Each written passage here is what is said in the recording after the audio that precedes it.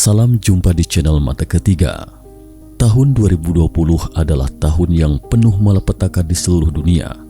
Namun ketika berganti tahun, ada yang melihat bulan merah langka pada 1 Januari 2021 di Taiwan Selatan. Sejak dahulu kala, baik di timur maupun barat, selalu menghubungkannya dengan hal-hal yang buruk seiring munculnya bulan merah atau blood moon. Bahkan di kitab Wahyu pasal 6 ayat 12 tercatat sepenggal sabda seperti ini. Ketika dia membuka meterai yang keenam, dan lihatlah gempa besar terjadi, dan matahari menjadi hitam seperti karung yang terbuat dari rambut, dan bulan menjadi seperti darah. Sabda ini digunakan untuk menggambarkan pertanda buruk dari matahari yang menjadi hitam dan bulan menjadi merah sebelum akhir dunia. Secara kebetulan, setelah bulan merah pada tanggal 1 Januari 2021, gempa 7,1 magnitudo mengguncang Pulau Sulawesi, Indonesia, disusul 2 gempa 5 magnitudo atau lebih di Taiwan pada bulan Februari. Kemudian gempa 7,2 magnitudo menghantam di Jepang pada 20 Maret 2021, dan bahkan gunung berapi Fagradalsfjall Islandia yang tertidur lelap selama 900 tahun kembali meletus pada 19 Maret 2021. Karena bencana bumi yang silih berganti di seluruh dunia, banyak yang bertanya-tanya, mungkinkah semua ini terkait dengan munculnya blood moon, bulan merah? Menurut ramalan Badan Meteorologi, bulan merah terbesar tahun ini akan muncul pada 26 Mei 2021. Apakah ini menandakan akan ada bencana yang lebih besar? Pada kesempatan ini, Mata Ketiga akan mengupas sejenak gabungan dari fenomena 4 bulan merah sekaligus di dunia. Pukul 6 sore tanggal 15 April 2014 silam, sebuah kapal feri Sewol sedang berlabuh di pelabuhan Incheon, Korea Selatan. Awalnya dijadwalkan Sewol akan berlayar tepat waktu pada pukul 6.30 malam dan tiba di Pulau Jeju keesokan harinya. Tak disangka saat kapal hendak berlayar, tiba-tiba muncul kabut tebal. Pusat kendali pelabuhan Incheon memperingatkan jarak pandang yang rendah dan meminta semua kapal untuk tidak berlayar. Sampai pada pukul 8.35 malam, pusat kendali pelayaran akhirnya membatalkan peringatan kabut tebal dan mengizinkan Sewol untuk berlayar seperti biasa pada jam 9 malam. Pada saat itu, kapal Sewol mengangkut 476 orang, yang mayoritas adalah murid dan guru dari Daewon High School kota Ansan yang melakukan perjalanan dharma wisata. Ini perjalanan kelulusan sekolah yang sudah lama ditunggu-tunggu. Saat kapal hendak berlayar, rombongan siswa pun bersorak riang dan mengunggah banyak foto untuk mengabadikan momen bersejarah itu. Namun siapa sangka, itu adalah perjalanan yang tak pernah kembali. Pada pukul 08.40 pagi, para penumpang tengah menikmati sarapan yang disajikan di kafetaria. Pada saat yang bersamaan, kapal memasuki Selat Maenggol yang terkenal memiliki arus bawah laut yang kuat. Tak lama saat memasuki anjungan, kapal dikendalikan oleh Trademate yang belum berpengalaman dan harus menghadapi perairan paling menantang. Pada pukul 8.48, kapal tiba-tiba lepas kendali dan berbelok tajam ke kanan. Karena sudut kemiringan yang tajam, banyak kargo yang diangkut di kapal dibuang ke laut. Menurut cerita korban selamat, banyak yang jatuh tersungkur karena gelombang kejut yang tiba-tiba.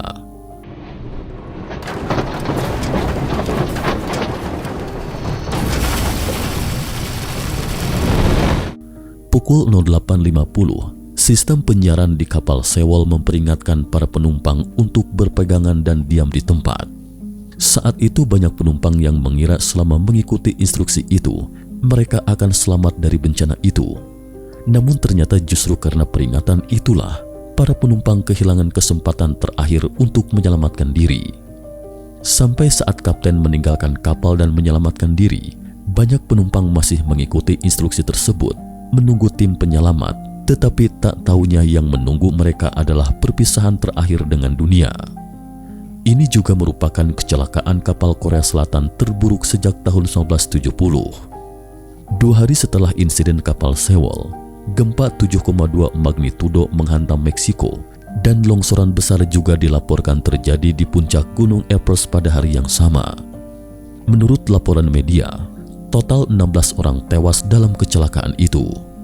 Di saat orang-orang berangsur-angsur menyadari bahwa bencana baru-baru ini tampaknya terlalu sering terjadi, beberapa orang kemudian mencermati bencana pertama di bulan April, yakni insiden bulan merah yang terjadi sehari sebelum tenggelamnya kapal feri Sewol. Dan itu bukan fenomena blood moon atau bulan merah biasa, melainkan gabungan 4 bulan merah. Gabungan 4 bulan merah. Terkait bulan merah, orang-orang dahulu kala memiliki pandangan seperti ini. Munculnya bulan merah adalah saat munculnya roh jahat, atau dengan kata lain, begitu bulan merah muncul, pasti akan diiringi roh jahat. Orang-orang pada masa itu percaya bahwa matahari melambangkan energi positif dan bulan melambangkan energi negatif. Ketika bulan yang melambangkan energi negatif dinodai darah warna merah, itu menandakan akan ada bencana alam atau akibat ulah manusia. Selain itu ada juga legenda tentang blood moon di Eropa. Menurut legenda, vampir atau werewolf atau manusia serigala akan muncul saat munculnya blood moon atau bulan merah. Bahkan ada yang percaya jika digigit werewolf pada saat munculnya blood moon, maka orang tersebut tidak akan mati, melainkan akan menjadi werewolf atau manusia serigala berikutnya. Selain legenda timur dan barat, bangsa Maya dan Mesopotamia kuno juga percaya bahwa sebelum munculnya kejahatan di dunia, ia akan menelan bulan terlebih dahulu, yakni bulan akan berubah menjadi merah. Saat terjadi fenomena ini, suku bangsa Maya akan mulai mengadakan ritual khusus untuk mengusir kejahatan. Singkatnya, orang-orang dahulu kala ini yakin bahwa begitu bulan merah muncul, itu berarti bencana akan segera tiba dan sebaiknya waspada. Lalu apa sebenarnya blood moon atau bulan merah itu? Menurut para ahli, munculnya blood moon tidak berarti menyiratkan penuh bencana seperti yang dilegendakan, melainkan itu adalah fenomena alam yang normal.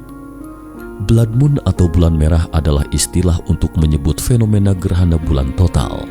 Saat terjadi gerhana bulan total, bulan akan terlihat berwarna merah seperti warna darah.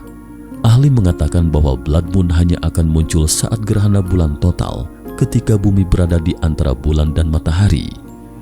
Saat sinar matahari menembus atmosfer bumi, akan memantulkan sebagian besar cahaya dan hanya cahaya merah yang bisa menembus atmosfer bumi yang pada akhirnya jatuh ke permukaan bulan, sehingga menimbulkan fenomena blood moon. Namun meski para ahli telah menjelaskan bahwa blood moon adalah fenomena astronomi yang normal, banyak orang tetap saja was-was saat munculnya blood moon, dan orang-orang yang mendukung teori dari bencana blood moon ini bahkan mengatakan bahwa yang paling menakutkan bukan hanya satu blood moon, tetapi serangkaian 4 bulan merah yang muncul bersamaan. Kejadian setelah munculnya blood moon. Pada tanggal 3 Agustus 1492, penjelajah Christophorus Columbus di bawah dukungan keluarga kerajaan Spanyol berangkat dari pelabuhan Palos di La Frontera, pantai selatan Spanyol. Awalnya Columbus berencana berlayar jauh ke barat menuju India, tapi tak disangka dalam pelayarannya, Columbus tiba di Kepulauan Lucayan, benua Amerika. Di pulau ini Columbus disambut hangat dari penduduk asli pulau tersebut. Pada saat itu, penduduk asli pulau itu tak menyangka sosok orang yang mereka sambut dengan hangat dan ramah itu adalah sesosok iblis pencabut nyawa. Pada tanggal 15 Maret 1493, Columbus kembali ke Spanyol dan melaporkan apa yang telah dilihatnya kepada keluarga kerajaan Spanyol. Pada bulan September tahun yang sama, Columbus kembali berlayar dengan membawa lebih banyak orang dan kapal, tetapi kali ini bukan dengan status seorang tamu yang menerima sambutan hangat penduduk asli pulau itu. Tujuannya kali ini adalah membawa kembali sejumlah besar penduduk asli itu untuk menjadi budak mereka. Dalam prosesnya, suku asli pernah berada di atas angin, tetapi karena sebuah fenomena alam, mereka kehilangan kesempatan untuk mengubah nasib mereka. Menurut buku catatan Columbus, dia secara tidak sengaja jatuh ke tangan suku asli selama konflik pada tahun 1493. Pada saat itu, Columbus dengan cerdik memanfaatkan fenomena bulan darah yang kerap muncul pada saat itu dan memberitahu kepala suku dengan bahasa isyarat bahwa jika dia tidak segera dibebaskan, maka dia akan mengubah bulan menjadi merah. Benar saja, bulan di langit ketika itu berubah menjadi merah seperti yang dikatakan Columbus. Melihat itu, suku asli pulau itu pun sangat ketakutan dan segera membebaskan Columbus. Tetapi pembebasan ini akhirnya mentakdirkan nasib tragis pada penduduk asli Amerika, sehingga ada yang berpikir bahwa mungkin bulan merah pada saat itu sedang memperingatkan penduduk asli tentang bencana berdarah yang akan segera menimpa mereka. Bencana bulan merah di era modern. Selain Columbus, ada juga catatan gabungan 4 bulan merah selama tahun 1967, dan pada tahun itu terjadi perang 6 hari yang terkenal di dunia. Menurut statistik, perang yang terjadi secara tiba-tiba itu akhirnya menyebabkan kematian lebih dari 20.000 orang. Puluhan tahun kemudian, atau tepatnya pada April 1986, bulan merah kembali muncul. Dan pada tahun yang sama juga terjadi ledakan di PLTN Chernobyl yang menyebabkan sedikitnya 200.000 orang tewas karena penyakit kanker akibat dampak radiasi pada periode berikutnya. Bahkan SARS yang terjadi pada tahun 2003 juga meletus setelah munculnya 4 bulan merah. Hal ini lagi-lagi membuat orang-orang merasa yakin bahwa begitu bulan merah muncul akan selalu terjadi bencana buruk. Menurut Badan Meteorologi, Blood Moon akan muncul kembali pada 26 Mei 2021, dan menurut NASA, 4 bulan merah berikutnya akan muncul kembali antara 2032 dan 2033, sehingga banyak netizen yang khawatir, mungkinkah itu pertanda akan terjadi bencana yang lebih besar? Terkait hal ini, seorang netizen mengatakan seperti ini, bencana yang terjadi setelah Blood Moon itu mungkin hanya kebetulan. Bagaimanapun, dunia ini sangat besar dan terjadinya kecelakaan itu juga tak perlu merasa heran. Sepertinya terlalu dipaksakan jika beranggapan akan ada bencana setelah Blood Moon. Sementara itu, netizen lainnya mengatakan, tak peduli apakah Blood Moon itu fenomena alam atau pertanda tibanya bencana, dia hanya tahu bahwa ketika kita melihat kembali sejarah masa lalu karena masalah bulan merah, kita akan dapat menemukan kesalahan yang dilakukan oleh manusia pada saat itu dari bencana tersebut dan introspeksi diri agar jangan sampai terulang kembali. Meskipun banyak tragedi saat ini, kita masih bisa menemukan sisi kebaikan dan saling membantu antar sesama ketika bencana melanda. Yang tidak baik kita singkirkan dan yang baik harus selalu diingat, karena hanya dengan demikian, dunia kita akan menjadi lebih baik dan baik lagi. Jadi apakah bulan merah menyiratkan bencana? Itu tidak penting lagi. Semoga tercerahkan. Sampai di sini dulu mata ketiga kali ini. Jangan lupa tinggalkan pesan di kolom komentar ya. Jika suka dengan video mata ketiga, jangan lupa like, subscribe, dan share. Sampai jumpa di episode berikutnya, dan terima kasih atas perhatiannya.